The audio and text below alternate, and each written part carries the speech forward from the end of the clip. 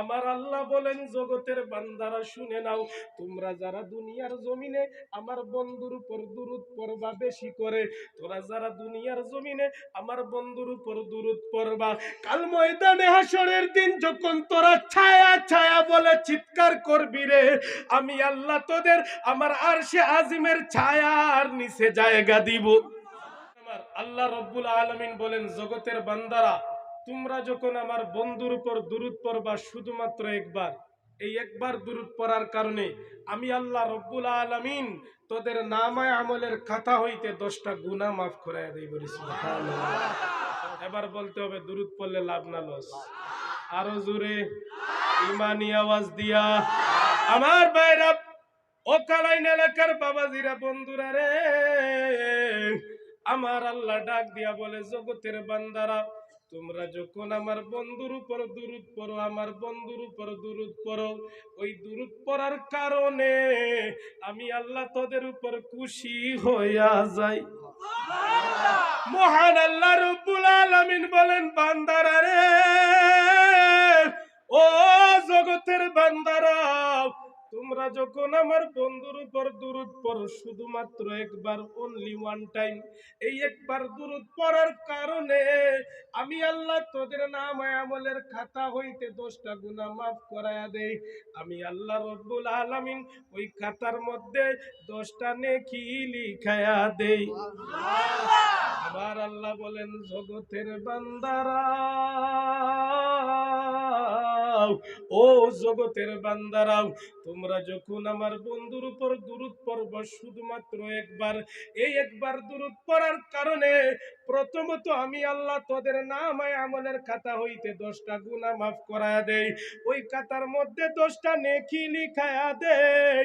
তারপরেও আল্লাহ থামেন না রে বন্ধু, থামেন না। মহান আল্লাহ রব্বুল আলামিন আপনার আমার জন্য 10টা রহমতের দরজা খুলে দে। এবার বলেন দুরূদ পড়লে লাভ না লস? ইমানি আওয়াজ দিয়া বলতে হবে, লাভ না লস? আমার ভাইরা, বন্ধুরা, ও কালাইন এলাকার বাবাজিরা রে, আপনি আমি যখন দুরূদ পড়ি আল্লাহর নবীর উপর, এই দুরূদের আওয়াজটা কি শুধু প্যান্ডেলের ভিতরে থাকে? আরো জোরে বলতে হবে। এই দুরূদের আওয়াজ কি মাইকের আওয়াজ যত দূর যায় শুধু তত দূর থাকে? আমার ভাইরা, বন্ধুরা, এই দুরূদের আওয়াজ মহান আল্লাহর আরশে আজিম পর্যন্ত পৌঁছে যায়। আমার আল্লাহ ডাক দিয়া বলেন, ফেরেশতারা রে, ও আমার ফেরেশতারা, কোন কারণে আমি আল্লাহর আরশে আজিমের মধ্যে কম্পন শুরু হয়ে গেছে? আমি আল্লাহর আরশে আজিম নড়াচড়া করে, কারণ বুঝলাম না।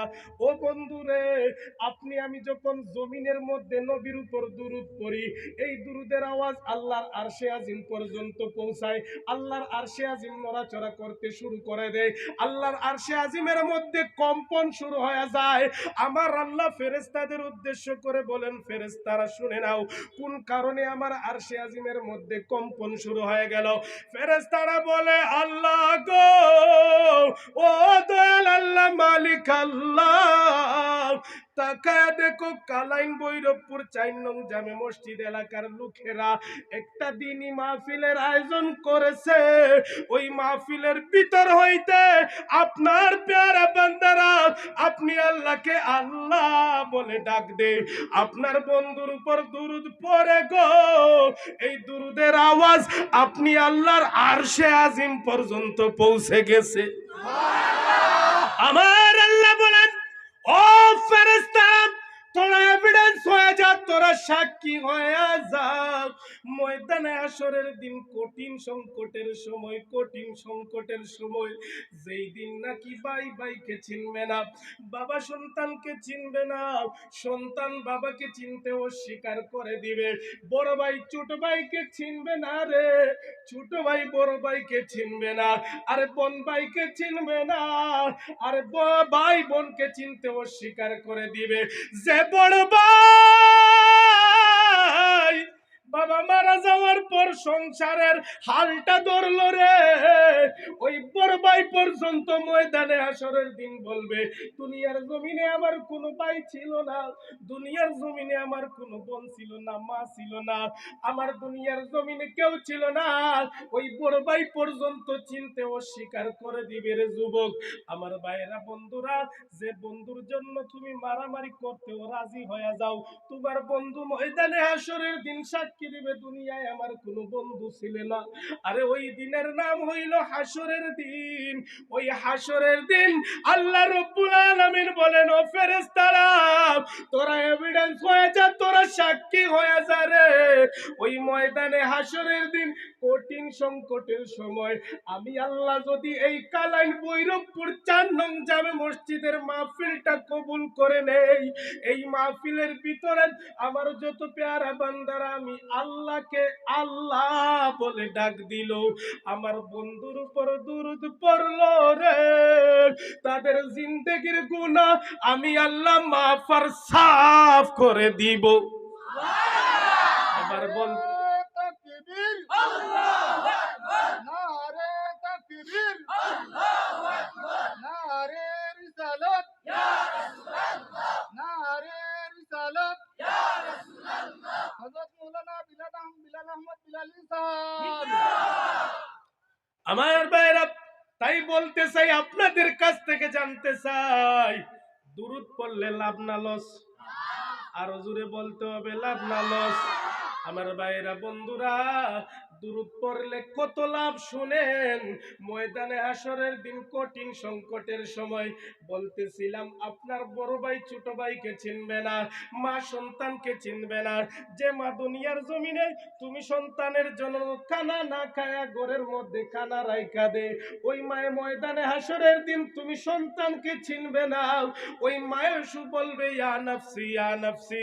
বাজান আমার, যে স্ত্রীর জন্য তুমি মায়ের কলিজায় আঘাত দেও, বাবার কলিজায় আঘাত দাও, যে স্ত্রীর কথা শুনে তুমি সন্তান মা বাবা থেকে সেপারেট হয়ে গেছো, যে স্ত্রীর কথা শুনে তুমি সন্তান মা বাবার দেখতে পারো না, খাবার দেও না, জেনে রেখিস রে যুবক, ওই স্ত্রী পর্যন্ত ময়দানে হাসরের দিন বলবে, আল্লাহ দুনিয়ায় আমার কোনো স্বামী ছিল না। সেই দিনের নাম হইল ভয়াবহ কিয়ামতের দিন। বাজান আমার, সেই দিন নাকি আল্লাহ রব্বুল আলামিন আপনার আমার থেকে বহু হাজার হাজার কিলোমিটার দূরে ওই সূর্যটার একটা টান দিয়ে আইনা মহান আল্লাহ আমার আপনার মাথার উপর ফিট কইরা দিব। ও বন্ধু, দুনিয়ার জমিনে সূর্যটা নাকি আমাদের থেকে কতই মিলিয়ন দূরে আছে, ওই সূর্যটার তাপ আমরা সহ্য করতে পারি না। ঘরের মধ্যে আমরা ফ্যান চালায়া ঘরের মধ্যে থাকি, নতুবা এসির মধ্যে বাতাস খাই, তারপরেও আমাদের শরীরটা ঠান্ডা হয় না। কত দূর, কত মিলিয়ন দূর সূর্যটা, তারপরেও তার তাপ সহ্য করা যায় না। কিয়ামতের দিন আল্লাহ নাকি ওই সূর্যটার একটা টান দিয়া আইনা আমার আপনার মাথার উপর ফিট কইরা দিব। সূর্যটা যখন মাথার উপর ফিট করা হয়ে যাইবে, আপনার আমার মগজ ফুটন্ত জলের মতো ফুটতে থাকবে, এমন ভাবে মগজগুলা ফুটবে, মগজগুলা গলে গিয়ে মানুষের নাক এবং কান দিয়ে বাহির হইতে শুরু হয়ে যাইবে। সেই দিন জমিনটা হয়ে যাবে তামা, এমন ভাবে লাল হবে, তামার মতো লাল হয়ে যাবে। বাজান আমার, সবাই সেদিন বলবে, ইয়া নাফসি নাফসি। এই সূর্যের তাপ সহ্য করতে পারবে না গো, সবাই শুধু ছায়া ছায়া বলে চিৎকার করবে। আমার আল্লাহ বলেন, জগতের বান্দারা শুনে নাও, তোমরা যারা দুনিয়ার জমিনে আমার বন্ধুর উপর দুরূদ পড়বা বেশি করে, তোরা যারা দুনিয়ার জমিনে আমার বন্ধুর উপর দুরূদ পড়বা, কাল ময়দানে হাসরের দিন যখন তোরা ছায়া ছায়া বলে চিৎকার করবি রে, আমি আল্লাহ তোদের আমার আরশে আজিমের ছায়ার নিচে জায়গা দিব। বাজান এবার বলিস, দুরূদ পড়লে লাভ না লস? আরো জোরে বলতে হবে। এবার দুরূদ জোরে পড়বেন না আস্তে? আরে পিছনের তো কিচ্ছু কয় না, মনে মনে ভাবে, বেলালি হুজুর আমরা তো আপনার থেকে অনেক দূরে আছি। বাজান আমার, আপনার যে এই মাহফিলের ভিতরে যত লোক আছেন, দুরুদ যদি আমরা জুড়ে পড়ি অনেক দূর থেকে শোনা যাইব, যাইতো কি যাইতো না? বিনা মাইকে মাইক অফ করলে অনেক দূরে যাইবো কি যাইতো না? অন্তত পক্ষে কালাইন বাজার পর্যন্ত যাইতে পারে। ঠিক না বেঠিক? দুরুদ জুড়ে পড়বেন না, আসতে সবাই বলতে হবে। দুইটা হাত উঠে দেখান তো কে কে